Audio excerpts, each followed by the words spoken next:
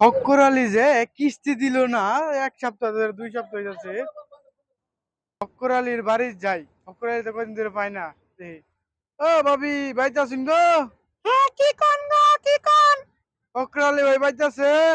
বাড়িতে তো আসে, গরুর ঘাস কাটতেছে, ঘাস। ঘাস কাটা গেছে? হ্যাঁ, 1 সপ্তাহ ধরে 2 সপ্তাহ ধরে কিস্তি দেনা যায়, কিস্তি তো দিতে হইব, কিস্তি তো দিয়ে লাগবো। হ্যাঁ, কিস্তি তো দেবই গো।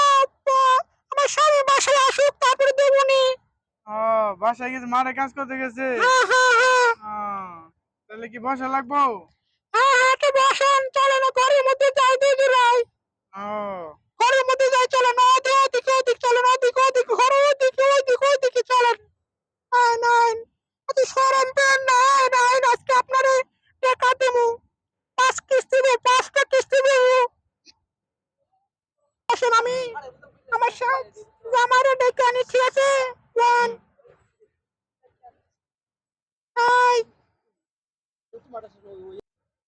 ইস রে, আজকে কিস্তি তুলে একবারে তুলে লেহেঙ্গা বানিয়ে লাইছে। আহা, তুলে আজকে তুলে লেহেঙ্গা বানিয়ে লাইছে রে। আপনি কখন আইলেন কিস্তি নিবার লাগিয়া? এই যে হ্যাঁ তো আইলাম। কিস্তি দিছে? হ্যাঁ, দিছে কিস্তি? কিস্তি দিছে। কয়টা গেল কিস্তি? 6টা গেল। কয়টা গেছে? হ্যাঁ। আচ্ছা, জানতেন।